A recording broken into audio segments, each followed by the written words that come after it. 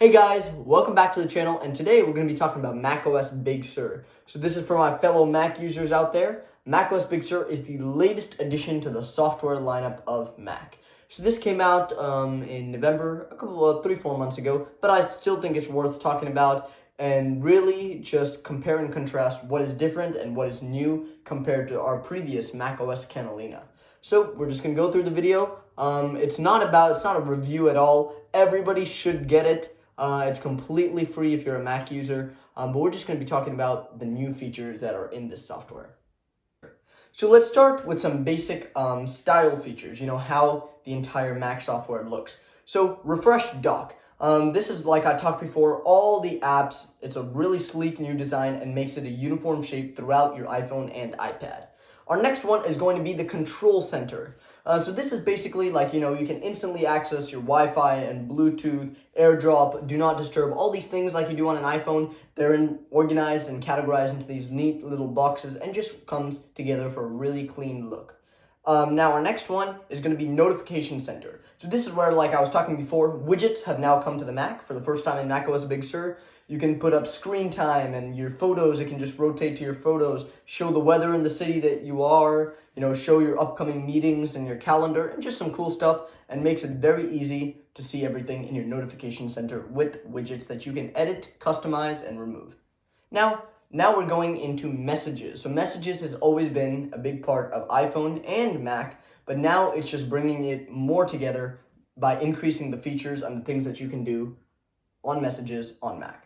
Okay, so our first one is going to be Inline Replies. So I personally don't use this feature that much, but it's basically like replying directly to a specific message. So if you're in a conversation with a group of people and you want to really just reply to one person, you can click their name and it sends them like a message privately, So if it's just something relating to them, you can do that. And then another thing is pinning conversations. This is very useful. If there's a couple people who you talk to a lot, but the recent messages come up at the top, you want to keep some of them pinned, you basically just go right click and then pin them, and then all the ones that you do, whether it's your mom or dad or friends or whoever it is, they'll come at the top so that you can instantly access them all the time.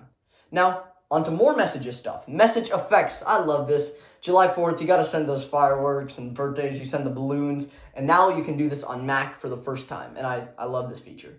Now, Emoji. So Emoji's been really, really cool with iPhone, but now you can go ahead and express yourself on Mac. You can create emojis, edit it, and share them instantly on your Mac in macOS Big Sur. Now, we're going to our next section, which is Maps. Now, just a quick note is Safari also has a ton of new changes. I'm not going to go over them because I'm personally a user of Google Chrome. They say Safari is better and faster, but I'm just so used to Google Chrome, and I'm too lazy to switch over now. So, yeah, that's why I'm not covering that side. The full details is on apple.com. So now, Maps. Maps has been pretty good, but now with the new electric vehicles coming in, we have EV routing on Mac. So basically what this does is you can plan the perfect road trip with charging stops. So let's say I want to go all the way from Austin to San Francisco. My Tesla or electric car is going to die somewhere along the way, right? So now Maps knows that, and it plans specific charging spots throughout the trip so that my vehicle never runs out of charge, which is extremely cool if you own an electric vehicle. Cycling routes. Biking is one of my favorite things to do, and especially if you live in a busy town like Los Angeles, New York City, or something very densely populated, you can see all the routes and cycling. If you're trying to get from downtown one building to another, it shows you all the routes, and you're very easily able to see which way to navigate. And then, just like you do on your car, you can do it with cycling.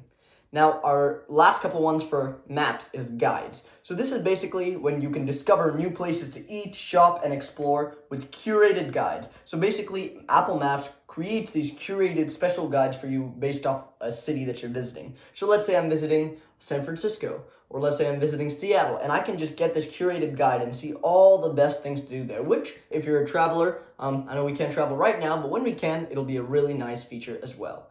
So all these things are going to be big in Maps, and a lot of new features are coming in. And just another quick mention is going to be indoor maps and look around. So indoor maps, for example, if you're in a huge airport, like when I go to India, when we go inside the Dubai airport, it's so big and we're never able to find our stuff. So in that case, indoor maps would be pretty cool. And now you can get indoor maps in many, many major buildings throughout the country and throughout the world. And look around, which is, where you can explore cities in smooth, immersive 3D on your Mac.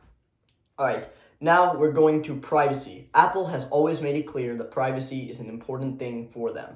And now they're taking this farther in macOS Big Sur by showing us exactly what data is being used. So every app that we get on the App Store, it's going to be seen explicitly what data is going to be used to track you, or data that is linked to you. So it'll tell you if it takes your credit card info, your location, your contact info, your browsing history, your purchases, location. All these things will be clearly said, so it's 100% transparent where the privacy is when you're getting a new app, which is always great.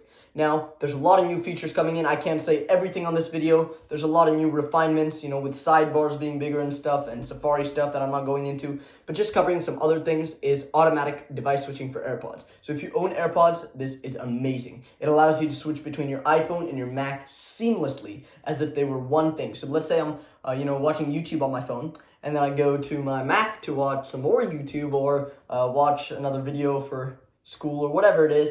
It instantly switches. So I don't have to go and sit and turn it on and pair it like you would with a regular pair of headphones, and it makes life 100 times easier.